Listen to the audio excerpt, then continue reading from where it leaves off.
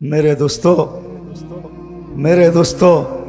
राग है ना राग दाढ़ी टुपी जुब्बा पड़लेই মানুষ মানুষ হয় না মানুষ হয় না তাকে একটা পরিবেশে আসতে হয় ওই বিশেষ পরিবেশে যখন সে আসবে ইত্তেহাদুল উলামা পক্ষ থেকে এই প্রোগ্রাম বিদায় কথা এরকমই বলতেছি যতক্ষণ পর্যন্ত আমরা একটা বিশেষ পদ্ধতিতে না আসব নিজেকে মানুষের মতো মানুষ গড়ার জন্য ততক্ষণ পর্যন্ত রূপগত মানুষ আমি হতে পারি কিন্তু আসলে আমি মানুষ না রূপগত মানুষ আমি দাড়ি থাকতে পারে টুপি থাকতে পারে জুব্বা থাকতে পারে পাগড়ি থাকতে পারে আমি এটাকে ডিনাই করতেছি না অবহেলা বা ঘৃণা করতেছি না বা এটার বিরোধিতা করতেছি না এটার সাথে সাথে শুধু এতটুক হইলেই যে মানুষ হবে না ওই মানুষ যে মানুষ আল্লাহ দাবি করেন মানুষ হিসাবে অস্তিত্ব দেওয়ার পরে সমগ্র সৃষ্টির উপরে শ্রেষ্ঠত্ব দেওয়ার পরে সমগ্র সৃষ্টিকে মানুষের অধীন করার পরে সৃষ্টির ভিতরে সবচেয়ে সুন্দর রূপ দেওয়ার পরে দুনিয়া আখিরাত যাদের কদমে দেওয়ার পরে আল্লাহ যাদের ব্যাপারে ঘোষণা দেন যে মানুষ তোর মতো আমি কাউকে ভালোবাসি এত ভালোবাসা দেওয়ার পরে এত মায়া মমতা দেওয়ার পরে নাইলে রূপগঞ্জের মানুষ রূপগঞ্জের জমিনটাও ডেলি শতবার আল্লাহকে বলে আল্লাহ অনুমতি দেন না আমি রূপগঞ্জবাসীকে একটু খেলা দেখাই কসম খোদার আমি হাদিস দিব আল্লাহ জিজ্ঞেস করে কেন 24 ঘন্টা নাফরমানি করে 24 ঘন্টা নাফরমানির একটা সীমা আছে 24 ঘন্টা রূপগঞ্জ খুঁজলেও পাওয়া যাবে বহুত মানুষ টেলিভিশন দেখতে দেখতে ঘুমায়া যায় সকালে উঠা জিহ্বায় কামড় দেয় যে হায় ঘুমায়া গেলাম সারা রাত্র তো টেলিভিশন খোলা ছিল না পাওয়া যাবে না মনে হয় বুঝাইতে পারি না পাওয়া যাবে না রূপগঞ্জে পাওয়া যাবে সারা রাত্র যুবক নেটের ভিতরে আজে বাজে জিনিস দেখতে দেখতে দেখতে খোলা মোবাইল বুকে রেখা ঘুমায়া যায় না পাওয়া যাবে না রূপগঞ্জে পাওয়া যাবে 5 ওয়াক্ত আজান হয় কিন্তু মেইলওয়ালা মেইলে দাঁড়ায় না ফ্যাক্টরিওয়ালা ফ্যাক্টরিতে নামাজে দাঁড়ায় না রোডওয়ালা রোডে দাঁড়ায় না ঘাটওয়ালা ঘাটে দাঁড়ায় না হাটওয়ালা হাটে দাঁড়ায় না বাজারওয়ালা বাজারে দাঁড়ায় না খেতওয়ালা খেতে না খামারওয়ালা খামারে না মা বোনরা ঘরের বাড়িতে না আজান হয় কিন্তু কয়জন তার ক্ষেত্রে আজান শুনতে দেরি দৌড়ায়া উজু করে আল্লাহু আকবার বলতে দেরি করে না এরকম কয়জন পাওয়া যাবে যদিও ওলামা বলবে মসজিদে আসেন কিন্তু আমি বলতেছি মসজিদে আসা দরকার নাই যে যেই জায়গায় আছে ওই জায়গায় দাঁড়ায় যায় যদি এটা না হইতো তাইলে খেতে নামাজ পড়ার ফজিলত কোনোদিন আসতো না আছে না নাই পাহাড়ের চূড়ায় নামাজ পড়ার ফজিলত আছে না নাই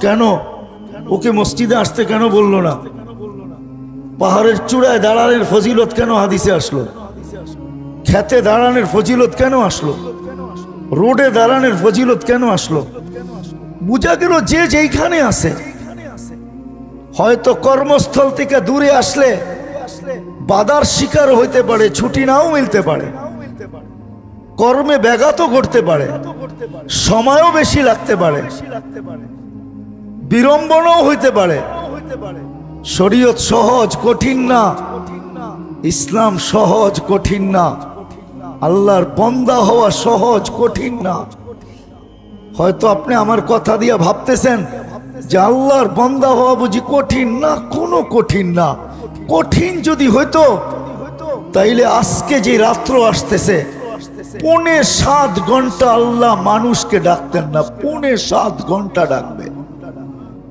কত টানা 7.5 ঘন্টা, 6 ঘন্টা 45 মিনিট, আরো একটু বেশি হবে, 6 ঘন্টা 50 মিনিট আল্লাহ টানা মানুষকে ডাকতেছেন। বাংলার মানুষকে ডাকবেন, যুবককে ডাকবেন, নারীকে ডাকবেন, পুরুষকে ডাকবেন, মহিলাকে ডাকবেন, বৃদ্ধকে ডাকবেন, সুস্থকে ডাকবেন, অসুস্থকে ডাকবেন, প্রত্যেকটা ব্যক্তিকে ডাকবেন।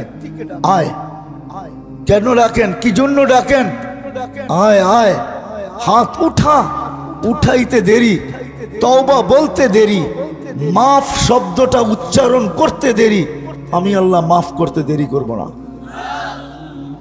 নাইলে আল্লাহ গুনার পরিধি বলতেন না, কতটুকু গুনাহ মাফ করবে।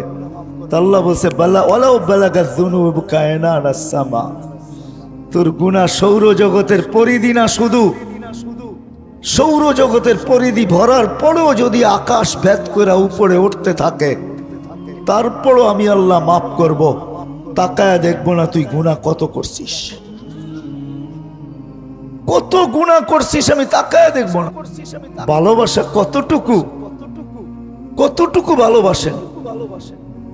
দ্বিতীয় হাদিস ভাবলে বোঝা যায় কতটুকু ভালোবাসেন। যুবক তো বুঝলো না আল্লাহ ওকে কতটুকু ভালোবাসে। যুবক তো বুঝলো না যে আল্লাহ ওকে কোন মেডেল দিতে চান। ও তো দুনিয়ার সামান্য একটা কাঠের মেডেল, কাঠ দিয়ে তৈরি করা, উপরে একটা টিনের ভিতরে ছাপ দেওয়া কাগজের একটা মেডেল। দুনিয়ার সামান্য একটা মেডেলের জন্য পাগল, বড় খুশি। দুনিয়ার সামান্য একটা সেলফির জন্য পাগল। আমার মনে আছে গত পরশুদিন হবে, শুক্রবার দিন আমি এয়ারপোর্ট থেকে সিলেট যাইতেছিলাম, তো কিছু লোক ঢুকছে এয়ারপোর্টে, ইয়াং, নাম বলবো না আমি। এক যুবক দৌড়ে আসছে, ওনাদের লিডার যে, তার কাছে যায় পায়ে ধরতেছে, বড় ভাই একটা সেলফি তুলতে দেন। হায় হায়, আমি দূরের থেকে দেখতেছিলাম আর ভাবতেছিলাম, সামান্য একটা মানুষ যে জানে না পর মুহূর্তের কদমটা সে উঠাইতে পারবে কি পারবে না, যে জানে না পর মুহূর্তের শ্বাসটা তাকে আল্লাহ নিতে দিবে কি দিবে না, জানে কেউ? যে জানে না সন্ধ্যা বিকাল করছি, রাত্রটা পাবো কি পাবো না, যে দুর্বল, এরকম একটা মানুষের সাথে সেলফি তোলার জন্য পায়ে হাত রাখতেছে আর বলতেছে বড় ভাই একটা সেলফি তুলি, মনে বাধা দিয়েন না। হায় হায়, যুবক একদিনও মনে ছিল না যে মালিকের লোকে একটা সেলফি তুলি। আমি তোমাদের পায়ে হাত দিয়া বলতেছি, একটু ভালো খাওয়া পড়ার জন্য, একটু ভালো পোশাক পরিচ্ছেদের জন্য আমি বিরোধিতা করতেছিলাম। আমাদের মা বোনরা হায় হায় হায়, কোথায় বাড়ি কোথায় চলে আসে। নাই নাকি রূপগঞ্জে, দিনাজপুরের লোক নাই, বাংলার শেষ বর্ডারের লোক নাই, টেকনাফ থেকে তেতুলিয়ার লোক নাই, চলে আসছে একটু ভালো পড়বে, একটু ভালো খাবে। কিন্তু সে জানেও না এই মাসের বেতনটা তার হাতে রিসিভ করতে পারবে কি পারবে না। এই মাসের ভাবা 3 পিসটা সে কিনতে পারবে কি পারবে না, এটাও সে জানে না।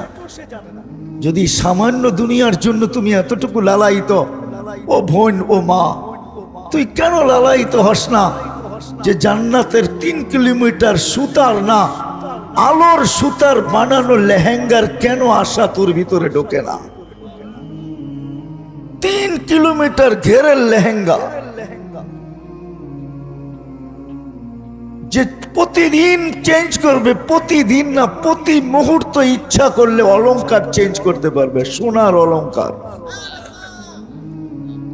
যেটা পিওর সোনার হবে, পুরাটাই সোনা, অথবা ইচ্ছা করলে ওটার ভিতরে সে পাথরও লাগাইতে পারে, পাথর সমৃদ্ধ হতে পারে, কিন্তু দুনিয়ার এই অকেজো পাথর না। আল্লাহর রাসূল বলছে একটা পাথর আকাশের মিডলে রাখতে দেরি, সারাটা জগৎ আলোকিত হতে দেরি হবে না, এমন পাথর সেটিং। কেন মা বোনদের দিলের ভিতরে এই আশা জাগে না যে আমি এই গয়না চাই না ওইখানের গয়না চাই, এখানের অলংকার চাই না ওইখানের অলংকার চাই, এইখানের ব্র্যান্ডের কাপড় চাই না ওইখানের কাপড় চাই? কেন মা বোনদের দিকে জাগে না? কেন যুবকের দিলে জাগে না যে আমি অমুকের সাথে সেলফি তুলতে চাই, অমুকের সাথে তমুকের সাথে? তুমি কেন আল্লাহর সাথে সেলফি তুলতে চাও না? হয়তো ওলামা বলবে কি বলেন, পাগল হয়ে গেছেন? আল্লাহর সাথে সেলফি তোলা যায়? আল্লাহর সাথে সেলফি তোলা যায় না? দুনিয়াতে দেখা যাবে না, কিন্তু তোলা যাবে। নাইলে এই হাদিস কোনোদিন আসতো না। যুবক যখন কুদরতি পায়ে মাথা রাখে সেজদায় যায়, তো আল্লাহ ফেরেশতাকে ডাইকা বলে উনদুর ইলা হাদা শাব, দেখ যুবক কি করে।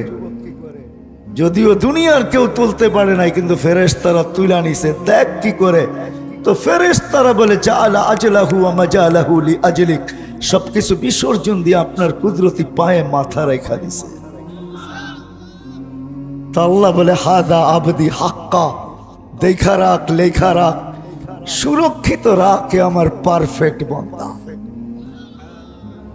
এর চেহারা দেখা রাখ, ছবি তুইলা রাখ, এ আমার পারফেক্ট বান্দা। ইন্নী উবাহি বিহিল মালাইকা, আমি একে নিয়ে তোমাদের উপরে গৌরব করি। যুবক, এটাই বড় সেলফি, এটাই বড় সেলফি। এর চেয়ে বড় কোনো সেলফি নাই, এর চেয়ে বড় কোনো সেলফি নাই। যদি ভাবো তো নাই, আর যদি ভাবো যে 60-70 বছর কে দেখছে কবরে কি হবে, কে দেখছে আখেরাতে কি আছে, যদি এটা ভাবো তাহলে তোমার সাথে যুক্তি তর্কে যাইতে আমি রাজি না। বরং এটাও বলবো তুমি অপেক্ষা করো, আমি অপেক্ষা করি। যেমন আল্লাহ কোরআনে বলছেন ফান্তাযিরু ইন্নী মাআকুম মুনতাযিরুন, অপেক্ষা কর, আমি অপেক্ষায় আছি। শব্দ কিন্তু আল্লাহর, আমার না। কি হুজুররা ভুল পড়লাম? ফান্তাযিরু ইন্নী মাআকুম মুনতাযিরুন, আল্লাহ বলতেছে অপেক্ষা কর, আমি অপেক্ষায় আছি, তুইও অপেক্ষা কর। মালিক আপনি কি অপেক্ষা করেন? মালিক বলে আমি অপেক্ষা করি তুই সীমা রেখায় পা দিবি, তো দিবি কবে? সীমা রেখায় কবে পা দিবি? যেদিন সীমা রেখায় পা দিবি ওই দিনের অপেক্ষায় আমি আছি। তারপরে কি ঘটবে ওটার জন্য তুই অপেক্ষা কর। তোকে দেখাই ঘটাবো, যা ঘটাবো তোর চোখের সামনে ঘটবে। নাইলে কোরআন এই কথা কোনোদিন বলতো না, রব্বানা ইন্নানা আবসারনা ফারজি'না আমাল সালিহা ইন্না লামুকিনুন। তখন যুবকও বলবে, নারীও বলবে, আমার শিক্ষিত সমাজও বলবে, টাকাওয়ালা বলবে, পয়সাওয়ালা বলবে, সম্পত্তিওয়ালা বলবে, হাটওয়ালা বলবে, বাজারওয়ালা বলবে, মেইলওয়ালা বলবে, ফ্যাক্টরিওয়ালা বলবে, প্রত্যেক ব্যক্তি বলবে, চিৎকার দিয়া বলবে রব্বানা ইন্নানা আবসারনা, আল্লাহ চোখে দেখা ফেলছি, ফারজি'না আমাল সালিহা, ফিরত পাঠাও, আর কোনোদিন ভুল হবে না, ইন্না লামুকিনুন। আল্লাহ দিলের ভিতরে ছাপ লাইগা গেছে। ছাপ বোঝেন? ছাপ, আরে বোঝেন? দিলের ভিতরে ছাপ লাইগা গেছে, ছাপ, আর কোনোদিন ভুল হবে না। আল্লাহ বলবে কাল্লা, আর সম্ভব না। তোর কানে ধ্বনি দিছিলাম, তুইও অপেক্ষা কর, আমরা অপেক্ষায় আছি। পচা গেছো জাগা মতে, হবে না। এই জন্য মানুষের মতো মানুষ হিসাবে জন্ম নিলে অস্তিত্ব নিলে চলবে না, জন্ম নিলে চলবে না। মানুষ হিসাবে আল্লাহর কাছে ফিরতে হবে, এটা আল্লাহর দাবি। কিন্তু অস্তিত্ব দিছেন এক বিশেষ পদ্ধতির মাধ্যমে। খোদার কসম যুবক, যদি ওই পদ্ধতিতে তোমার অস্তিত্ব না হইতো, আর ওই পূর্ণতা আল্লাহ তোমাকে মার পেটের ভিতরে না দিত, তাইলে আছে আমাদের সমাজও প্রতিবন্ধী আছে, তাইলে তোমাকেও প্রতিবন্ধীর মতো খোড়াইতে হইতো। তোমাকেও প্রতিবন্ধীর মতো লাঠি নিয়ে হাতড়াইতে হইতো, টোকায় টোকায় চলতে হইতো। বিধায় এক বিশেষ পদ্ধতির মাধ্যমে অস্তিত্ব দিছেন। আজকে যদি মানুষের মতো মানুষ হতে চাই, যেই মানুষ আল্লাহ দাবি, ওই মানুষ যদি হইতে চাই, তাহলে কসম খোদার শুধু দাড়ি টুপি জুব্বা পাগড়ি রাখলে হবে না, আমাদেরকে এক বিশেষ পদ্ধতিতে যেতে হবে। ওই পদ্ধতির জন্যই 1.25 লক্ষ লোককে আল্লাহ নির্বাচিত করছিলেন, যারা সব আল্লাহর পক্ষ থেকে সিলেক্টেড ছিলেন।